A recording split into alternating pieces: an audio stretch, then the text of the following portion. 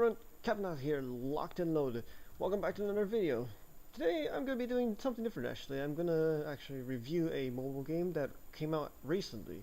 Well, not exactly came out, but more like a regional test, and I would like to give like my feedback on how the game feels for me and basically how it plays and what can be improved. I, of course, by all means, is well, not really a hardcore gamer and stuff, so of course it's gonna be a lot of like my opinion. So they don't really have to listen to it, but I feel like this would help like improve the game, and yeah, we'll see what happens.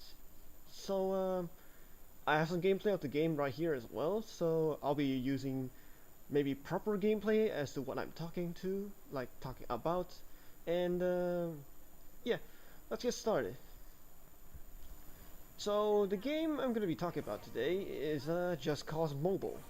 Just Cause is a series of video games that are released on PC and console actually. This is their first release on mobile, so of course it's going to be relatively different than of your PC and console variants. So Just Cause Mobile is a top-down open world shooter. The open world aspect is of course similar to Just Cause.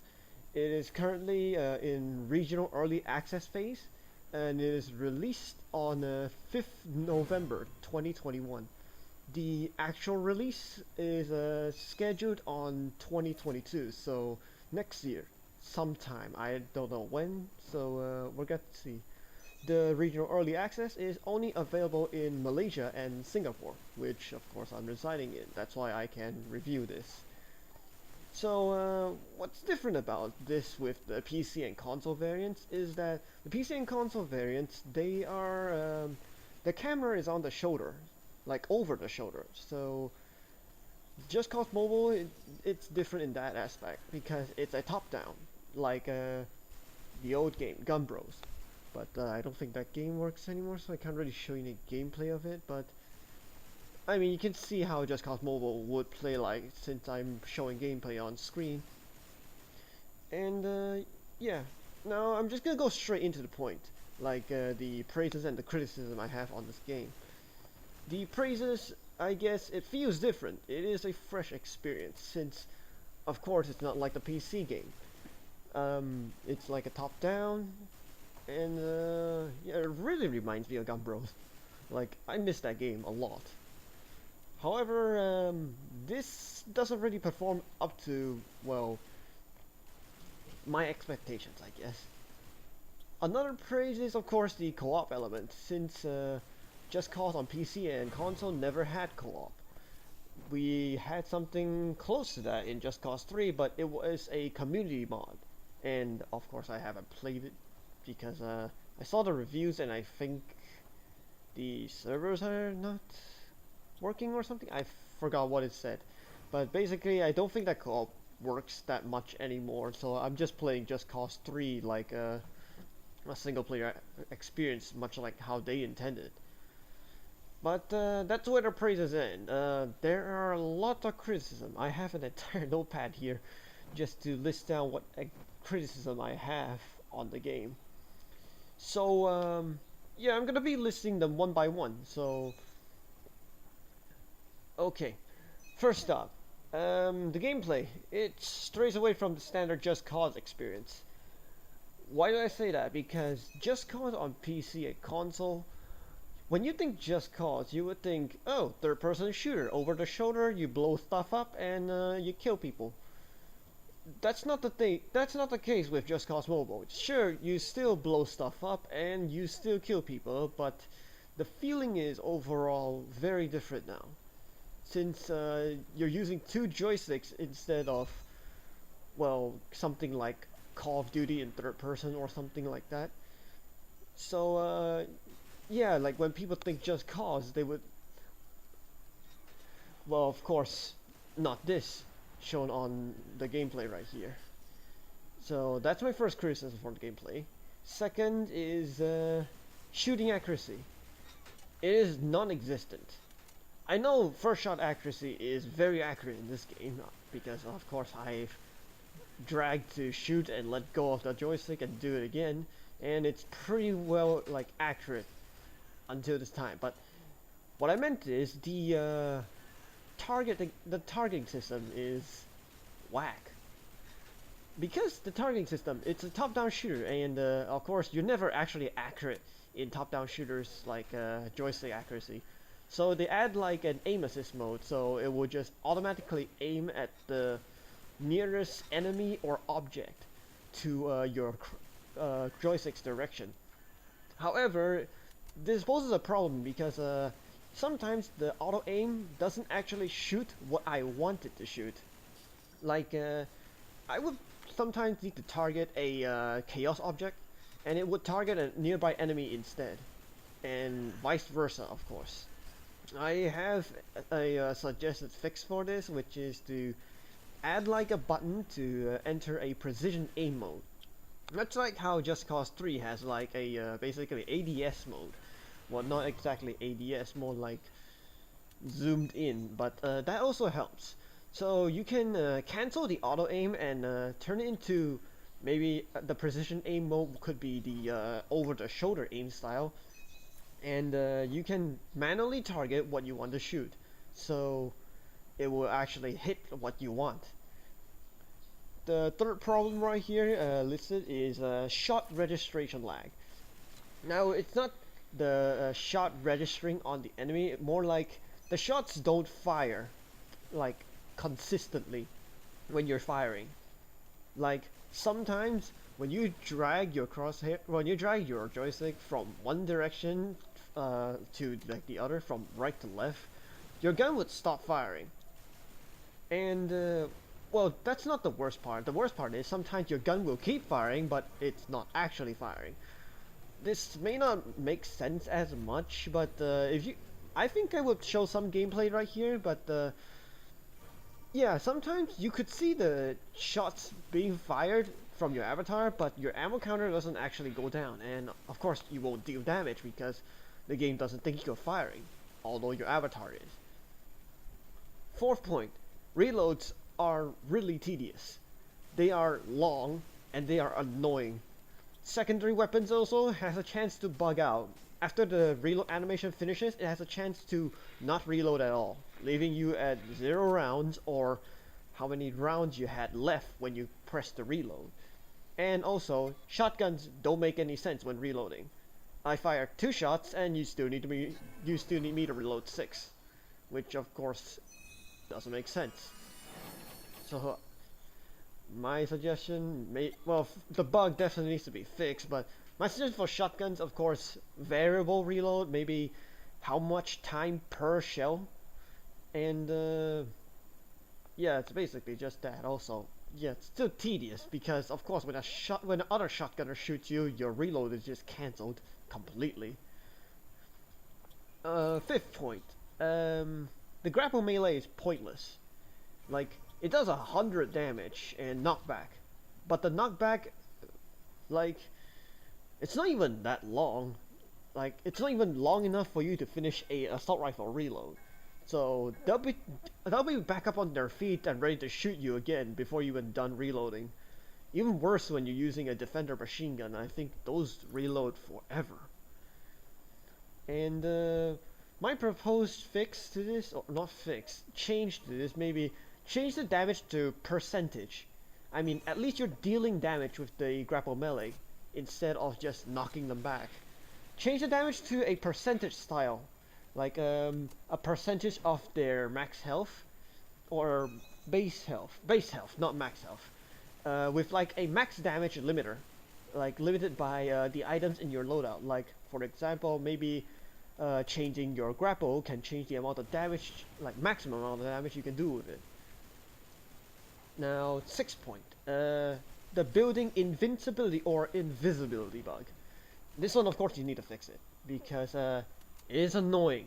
It only happens when you're fighting strongholds, and trust me, you don't want that happening.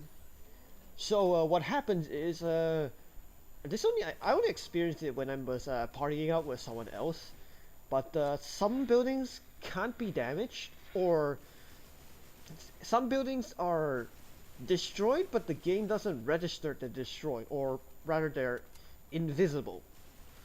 So it renders like progress like unable to be continued. Like basically you're stuck there. You have to leave the lobby and well, of course, rejoin. Now to my neutral points on gameplay. First neutral point is stamina or action points for grappling, parachute, and wingsuit. I'm not against it because I can see people abusing this if you have like infinite stamina or action points, because trust me, that parachute is actually pretty powerful because you can just spam that parachute button to just open and close, and you can just gain vertical altitude like really fast. So I don't really have a proposed change to this, so I'm neutral on this. Second one I'm neutral about is the Humvee's MG, or the ground vehicle's MG. The accuracy is pitifully low on it, so is the damage, I think. I'm not sure about the damage, I think it was low, since I never got on those vehicles, because the first time I tried it, I didn't like it at all, because I was fighting low level enemies and the MG did nothing to them. Especially that accuracy, oh my god, you can't hit anyone with it. So, I maybe have a proposed change for this, but for now, my standpoint is neutral. I'm not gonna make any changes for it. So, that's all there is for gameplay. Now, daily missions. Oh boy, daily missions are another story on their own. I don't enjoy them at all. Although, yes, they do give rewards, and maybe they're rewarding, but they're really tedious. Okay, first point. Give me all my missions at once. I don't need to accept just one daily mission, because I'm going to see it on my side quest list, like quest lists anyway, so just give me all of them at once and I can just do all of them. I don't need to accept it one by one, and you don't even put me back in the menu once I accept that one. You just let me accept one and then send me to, of course, back to the controls, basically just open world mode. So my proposed fix, of course, add a button to just accept all of them. And yeah, just do that, because of course the voice lines are also very annoying. Second, the missions themselves. They are tedious and annoying actually, especially the heal item mission and the battle zone stronghold missions. I can't really express how annoying these missions are. First of all, the heal item missions, they're just annoying to do in general, because okay, the first region, Pradesh, if you're like high enough level, the enemies don't even damage you that much anymore. So yeah, if you know what you're doing, you can basically just finish your all other missions without taking damage, so heal item missions are redundant. Second of all, for some reason, these missions don't register when you're in Stronghold or Battle Zone missions, which is where you will most likely actually take damage when you're doing it solo like I am. So, of course, my proposed changes.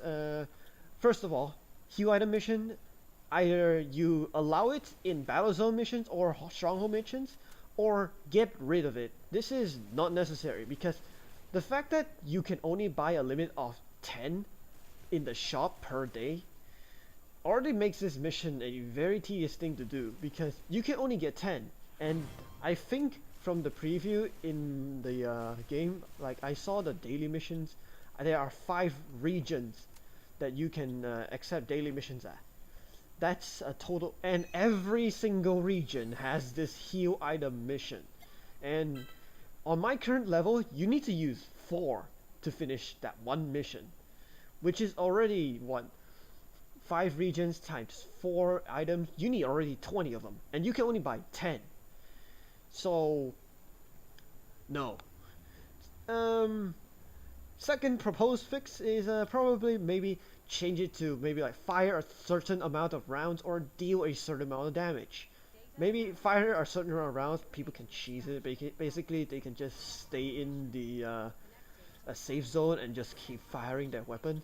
So maybe the deal damage thing would be more kind of optimal, since I mean, you can scale the deal damage like requirement according to our levels. Like I'm not gonna be phased by that, since of course our weapons are going to be, well, improving as well. So we're gonna be doing damage, a lot more damage, like a higher level we are. So of course you can raise the amount of damage required, like according to our level. But just get rid of the heal item mission. This is like very redundant and really tedious. Second thing about this is you should limit the battle zone and stronghold missions to only 3 of them, because this is very repetitive. Currently, for my profile, for my account, I need 4 to finish, which is already really annoying, because you can only repeat one single stronghold for 3 times, and a battle zone mission is really long. It's not as short as you think, even on level 1. And you can die easily when you're doing it solo, and I can't find teammates. Don't expect me to find any. The player base is not high enough. So limit the battle zone or stronghold missions to only 3 of them, because it will get boring really fast if you set it to higher than something. And if you keep increasing, like depending on the player's account level, I don't think people want to do it. Third point, don't unnecessarily increase the amount of kills and destroys on the specific daily missions, like kill a certain amount of enemies in a certain area or a specific type of enemy, or destroy buildings in a specific outpost or some other area. Don't increase that amount, like to an absurd amount. Like, you really don't need to. Like, the players get the point. You just need to go there and kill enough stuff. Like, and you have 5 regions. You have 5 different places you need to travel to destroy that many amount of stuff in those areas. So you're gonna need to spend time to travel there as well. Like, don't lengthen the combat time. Okay, that's all there is for daily missions for now, because of course I still haven't clocked that much gameplay time, because also this eats a lot of my phone's battery, so there's also that problem. And we'll talk about the next point, multiplayer. The player base is really low. I mean, this isn't a kind of their problem. This is more like a reception problem, since of course it's a regional test, so only players in Malaysia and Singapore are playing this game right now. And yeah, this player base amount is yeah, it's not gonna be enough, of course. And of course, not everyone is going to do the same mission as you are. So auto matching, of course, usually never finds you teammates. So my kind of proposed fix, of course, is to add teleports to the stronghold, like receivers. Because I feel like part of the problem is the traveling to there. Of course, you can, I believe, invite people to your party, and it will just start the mission with them immediately, so they don't even need to travel to that stronghold location. But the problem is, they don't know who is at which stronghold receiver, so they don't know who is doing what, or if anyone is even there to do that stronghold. So of course that needs to change. Second of all, the manual party. Why do you need a manual name? Why do you need a manual name input for it? First of all, if I'm creating a manual party, I don't think anyone else would be giving a damn about like what my party name is, unless of course they're specifically searching for my party. Then sure, maybe the name is kind of needed. But my proposed fix: auto assign a name when I leave it blank. Like, just give me a random name, or just lobby and then a random code at the back, or just put my name as the lobby name. Like, it would just save up a lot of time if you just do that. Third point, player interactions. Now, don't get me wrong, I don't hate the player interactions. I get it that this is mainly a co-op game, And yeah, multiplayer is the main aspect of this, but some players really like to annoy people. So some players like to use their grapple. You can grapple players. That is a thing I found out. And of course, it's of course by someone grappling me. It's not by me grappling someone. So you can grapple players, and you can just toss them around the whole map. And of course, I don't enjoy that especially when I'm doing a daily mission. That is when they always do that. And you can also ram people with vehicles. And of course, I didn't enjoy that either because I'm of course doing my daily missions when that is happening. So maybe my proposed change is, of course, add a toggleable setting to disable or enable these PvP interactions in the overworld, or maybe like make a setting where blocked players can't interact with me. I would really want to block them if they actually do that to me, because it's annoying, and they constantly do it. Okay, next up, Luton Inventory. I don't have much of a thing to talk with Luton Inventory because it's mostly just game bugs that, of course, desperately needs to be fixed. So, first thing, inventory bug. There's this bug where if you store items in your inactive loadout into the warehouse, it will bug out your secondary loadout. It will bug out your inactive loadout. You can no longer equip items onto that slot in your inactive loadout. Now, I know you might ask, then don't unequip the stuff, then you won't have this problem. Here's the thing though. When I go into the warehouse, I can't see which of my items are actually equipped on my inactive loadout. It only shows the ones that are currently equipped. So this is inevitably going to happen, and it will bug it out. What happens after it bugs out is you can't put anything on that slot anymore. So your secondary loadout is basically just bugged. So you only have one loadout remaining. You can still equip it, of course, but it will do, like, if you give it no bonuses, and of course you're overall fighting at a disadvantage. I, of course, ill advise that. Second problem, loot boxes have a chance to crash the game. So I just logged in the game, and this bug is still there. You need to fix this. When I open a loot box and I proceed to do the animation, of course, which is the handprint thing. When I'm in the middle of opening stuff, particularly when opening the third item, it usually just crashes the game. I don't know why, and my phone is not that, well, cheap, so it's kind of like it's moderately powerful, so it shouldn't be crashing there. So you're gonna have to see what's going on with that. Third problem, the buy limit for consumables. As I already said, the daily missions that requires you to use heal items or recovery items, as the game said, you can use up to 20 if you have like all five regions unlocked. As far as I can tell, there are only 5, I think. I'm not sure. You're not gonna buy enough to actually complete those recovery item missions. And if they keep increasing the amount that requires, like according to your account level, of course it will never be enough. And I don't think those stims work. You need to use recovery items, so the heals and the first aid kits, and they're not cheap, they're expensive.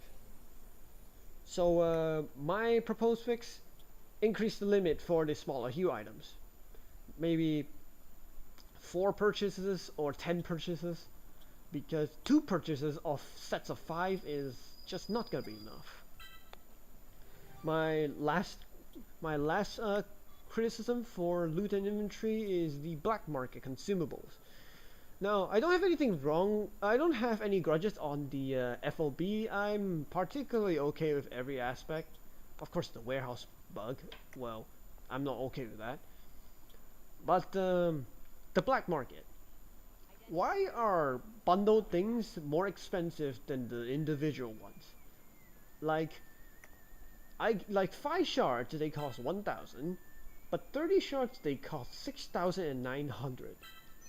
Shouldn't getting more items be more cheaper? And also the consumables that sometimes appear in the black market, they're more expensive than the shop. I have no idea why. I feel like they should be more cheaper than the shop, because of course they're limited at time, and they don't always appear there. So if it appears there, I mean, you should encourage players to buy it from there. So why not make it cheaper than the shop? So that's all for Luton Inventory. Now miscellaneous. I only have one miscellaneous criticism. That intro music is ridiculously loud. Please turn it down. Now that's all there is a criticism. There's a lot of criticism actually. Not all there is. So my feedback overall, I say the game has potential. I can see this probably getting the attention of some players if they're interested in this, like of course the Gun Bros players I was saying, and maybe other top-down shooters they're enjoying. But this still has a lot of room to improve. Like, if you compare this to, like, well, of course you can't compare this to Just Cause on PC. Like, they're completely different things. But yeah, this has a lot of room to improve. So yeah, that's all there is for my review. And 26 minutes. I think my gameplay is about 30 something minutes, but I think I'm going to cut it down. So yeah, let me know what you guys think about Just Cause Mobile, if you are able to test it in the regional tests, of course. Again, regional test is available in Malaysia and Singapore. You can search it on Play Store. I'm not sure about iOS. I don't use Apple. Yeah, that's all there is I have to say about it. So yeah, hopefully they'll listen to some of these. I don't know if they will, because this is a small channel and I don't think they'll be looking for this. Anywho, I'm getting the video here. So yeah, this is Captain Isaac. Over and out.